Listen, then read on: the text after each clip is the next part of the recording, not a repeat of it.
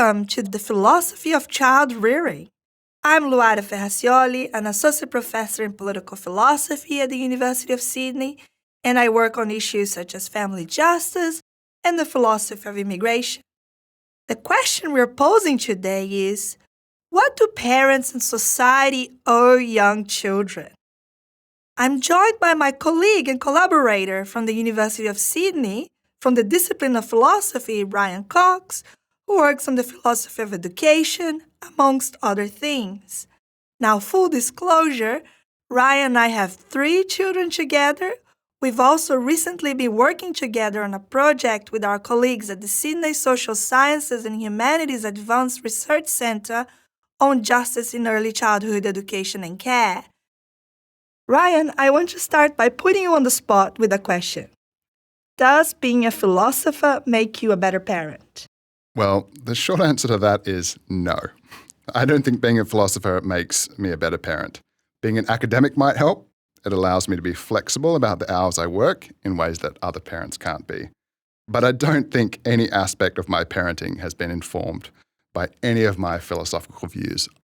That said, being a parent has certainly made me a better philosopher, or at least it's made me more interested in questions about the philosophy of parenting and the philosophy of childhood than I otherwise would have been. And being a parent in a roughly egalitarian parenting partnership has certainly made me appreciate many of the challenges faced by parents and women in particular. So that's informed my thinking about these matters.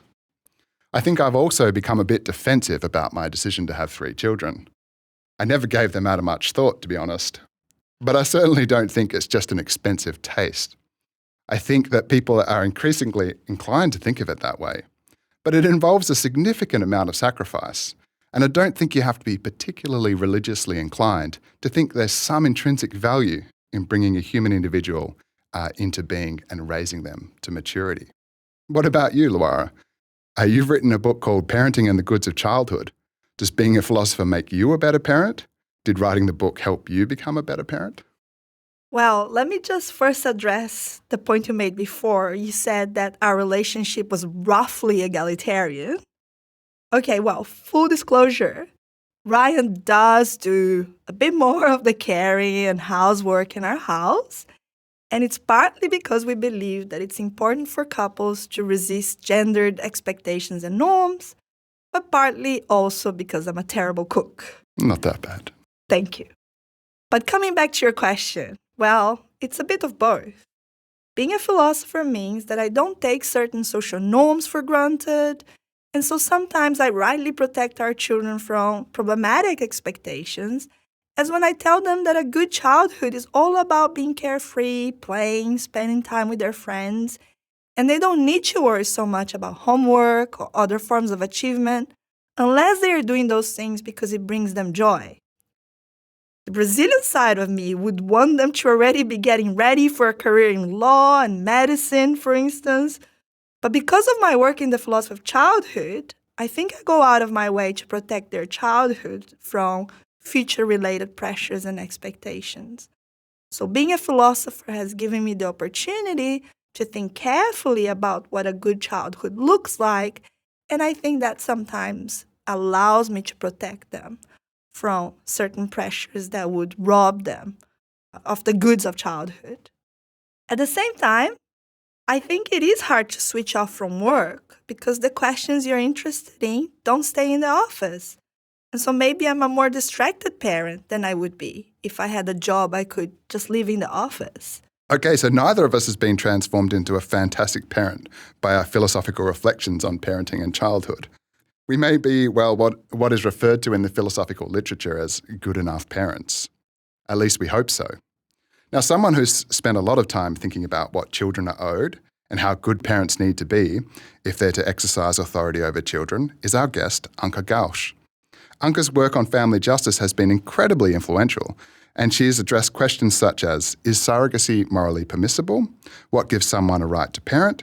And do children have a right to early childhood education and care? Welcome, Anca.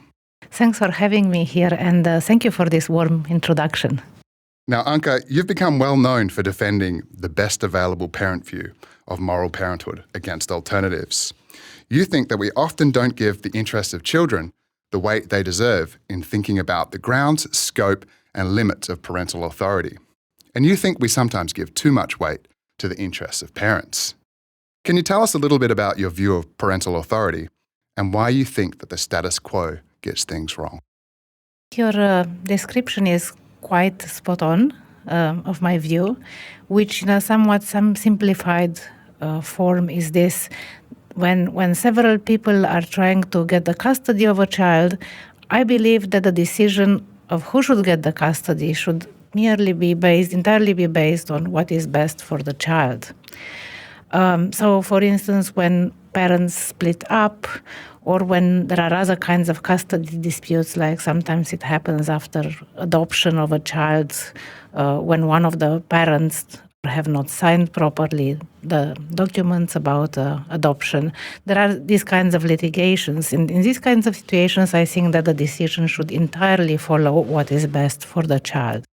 All this is not to say that the interests of parents in general have no weight or they shouldn't be given weight. I think there are all sorts of interests that people have, both parents and third parties, that are relevant for these kinds of decisions. But I believe that one particular kind of interest, namely the interest of the parent in being a parent, in exercising authority over the child, should not be given any weight. So what happens when there's a conflict between the rights of parents, and you just accepted before that we should take the interests of parents seriously, but there are cases where the rights of parents may be in conflict with what's in the child's best interest? So, for example, am I allowed to make decisions that are not in the best interest of the child, but will make my life easier, will put me in a better position to protect and promote my own interests? So just to give you an example, last year, Ryan and I moved closer to the university so we could manage our jobs and our 3 children who are aged 2, 4, and 9. Should we have stayed put, given that was in their best interest, even though it made our life so much easier to be close to work? With regard to what you have just given me, Luara, I am not sure that this kind of move has necessarily made you worse parents, right? Because over time, the benefits of you being closer to work and having more free time and being less stressed certainly makes you better parents, and they might outweigh the loss of your children, the disruption in their lives. And also these disruptions have been significant, but perhaps not dramatic, because they could continue to stay in touch with the people they knew before the move. Another thing, parents have rights, and many of their interests are protected by justice. And here we can think about all sorts of important interests, and perhaps an interest in having a job or having a decent job is this kind of interest. Now, this was not at stake in your case, but your case seems to be one with lower stakes. What happens if we raise the stakes? So now we're talking about moving overseas, so we can access better career opportunities, for example, and our children won't have any contact with their friends. They won't be part of this community anymore. So in this kind of situation, I think a very important interest of the child is at stake, one which shouldn't be set back for trivial reasons. In particular, my view is that children have a right to continue beneficial caring relationships with the people in their lives, and a kind of move that would make such relationships impossible to continue would be really problematic. This doesn't mean that, on my view, such move is never permissible. So if the parent can't get any other kind of job but the one that requires a move abroad, maybe such move is permissible even if it sets back serious interests of the child. But on my view, such a move is not permissible merely for the sake of the parent advancing in their career or earning a bit more money when actually the family does have enough to live, or having a fancier job when the parents actually do have an alternative job that's good enough. But what happens when parents know that what's in the best interest of their child might actually be in tension with the best interests of society?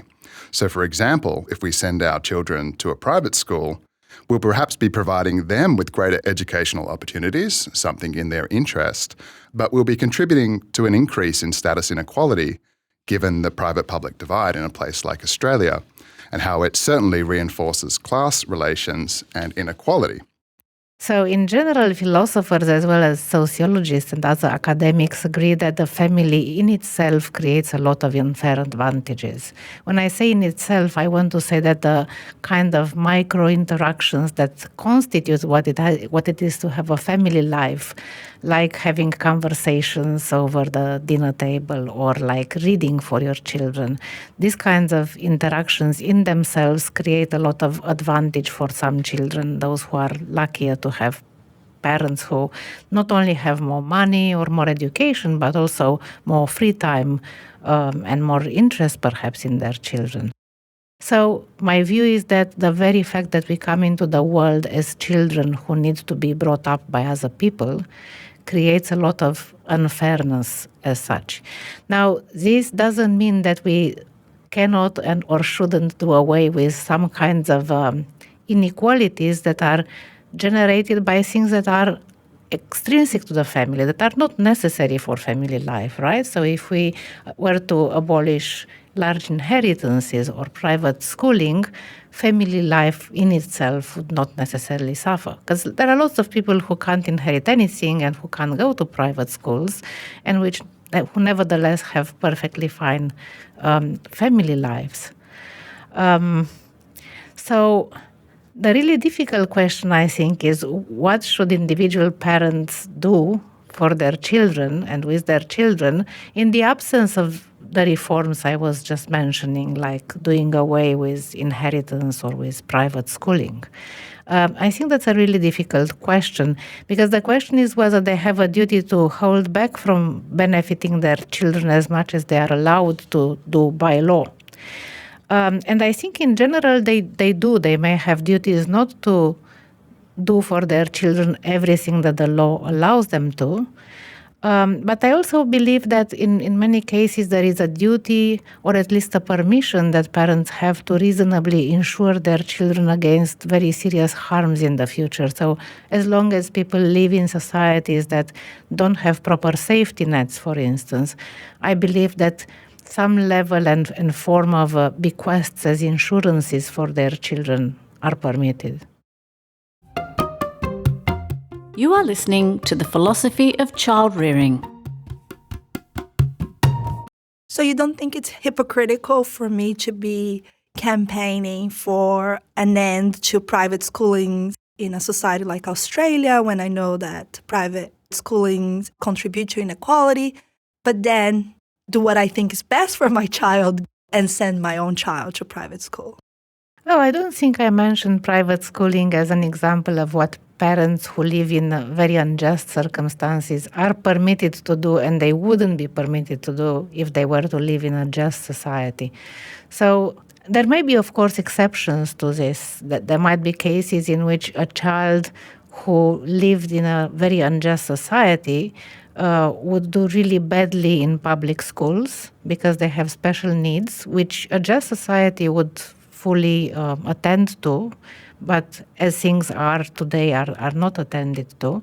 And in this case, the parent may have a permission or indeed a duty to, on the one hand, be politically active, trying to make public schools a lot better, perhaps at the expense of abolishing private ones, and at the same time avail themselves of private forms of education in order to make sure that their child doesn't fall below a maybe modest threshold of well-being. So, Anca, let's now move on to the question of what the state owes children. In Australia and other affluent liberal states, many children miss out on early childhood education and care because it's very expensive and because it's not compulsory. And some parents can't afford it or believe that it's their duty to educate their children for the first 5 years of their life. What's troubling, of course, is that these are crucial years in terms of brain development, and some children will be much better positioned to start school at age 6 than others as a result of having received high-quality care in preschool. Do you think the state needs to be more present in the first years of life? For a long time now, I have been entertaining and then actually supporting the view that childcare should not only be affordable to all, or perhaps even fully subsidized, but also possibly mandatory. And I think there are lots of reasons that have been usually underappreciated for this, reasons that have to do with the child's interest, but some of them even reasons that have to do with other interests, like in gender equality or parents' own interests. So for one thing, we have some empirical evidence, and it's easy to understand why having early mandatory childcare can benefit children by preventing or detecting early cases of abuse and neglect, right? So if the child is going to an institution, there will be somebody there who's going to notice quite early on the signs of parental abuse and neglect.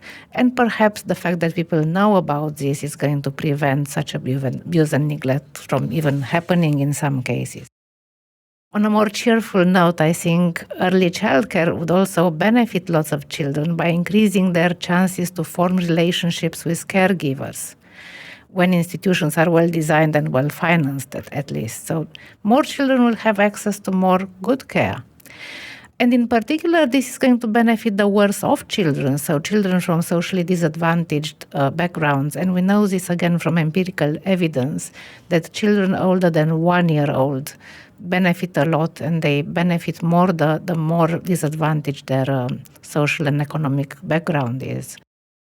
Finally, this would be a way of making sure that all children have access to a variety of educational and experiential goods like play and fun and joy, which might be difficult to provide privately. So some of these have to do with sociality and creativity. So when children go to daycare, they meet lots of other children. Now some kids have siblings, but some don't, and some don't have great relationships with siblings. So children's sociality would be very much benefited. And perhaps also their creativity, because on such settings they have better chances to meet people who can stimulate their creativity. Exactly. What's troubling from my point of view is that these are crucial years also in terms of engagement with certain goods. And it allows young children to engage with those goods in a distinctive way. It's very different to experience friendship at age 4 than it is at age 9. Young children do different things with their friends when they're 4. They have different activities, they show aspects of themselves that they might not show to their friends when they're 9. So it seems really important for young children to be supported in pursuing certain kinds of interests and goods at age 4 as opposed to just at age 9. So don't children have a right to experience those goods in a distinctive way, irrespective of parental preferences? Yeah, I agree. So I believe that there are some good things to which children have privileged access and which are very important for us all to enjoy while we are children. And I call these the distinctive goods of childhood. So for instance, as children, we are very fast learners, and it is crucial to make use of such powers. Then in childhood, we continue to learn throughout our lives, and brains remain to some degree plastic until very old age. But in childhood, they are extremely so. Also, lots of people from philosophers who did philosophy with children to neuroscientists and psychologists who look at children's development to artists have noticed that as children we are unusually creative in these domains. So children spontaneously ask very good philosophical questions because they are genuinely interested in philosophical issues. They can't, of course, come up with thought-through arguments, but they are, until they reach puberty at least. Similarly, if there is any time in your life when you are going to actively pursue some kinds of arts, for most people, for people who don't become professional artists or don't have a serious hobby in arts, childhood is the time of your life to do this thing. And if so, then it's important, very important, not to miss this kind of window of opportunity that we have to do really valuable things, which most of us either won't be interested in doing later or we won't be able to do them, or social conditions will prevent us from doing that. And as you said, Luara, there is also a very important distributive interest here. So it's not just important that some fortunate children have opportunities to do this either at home or in private early care institutions that they can access, but that all children who are interested in engaging with these pursuits have enough opportunity. So you're saying that those of us who have pursued philosophy as a career remain in some sense childlike? I think there is a sort of ideal that runs throughout culture, our culture, that it would be great that just as we become less childish, we mature, we take responsibility for ourselves and for others, we do retain some kind of childlike attitudes toward life. And that's great. It's a great fortune to be able to do so, and some people have it. And perhaps a better society would give many more people opportunities to remain childlike or to become again childlike occasionally.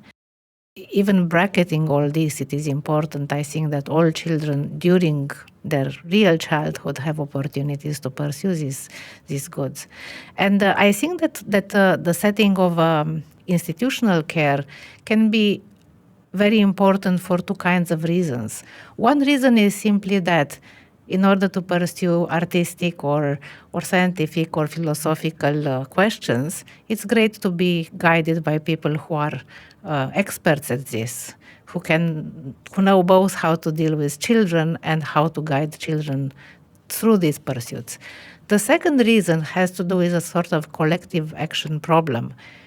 Because we live in highly competitive societies in which competitions for good workplaces start very, very early in life, there is a tendency for parents to enroll their kids earlier and earlier in life in all sorts of pursuits that are goal-oriented and that are meant to train their children to be competitive students later on and then competitive workers during their adult life.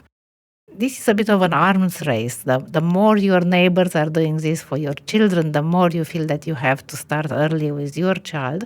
And this is crowding out a lot of the free time that children need in order to pursue process-oriented rather than goal-oriented kind of things. But of course, institutions in which their free time is protected from lots of goal-oriented pursuits are the kind of solution that we can collectively find to this problem. And of course, this requires not just affordable and maybe mandatory institutional childcare, but also childcare that is relatively free from the obsession of turning children very early on into future competitors for jobs or for political positions.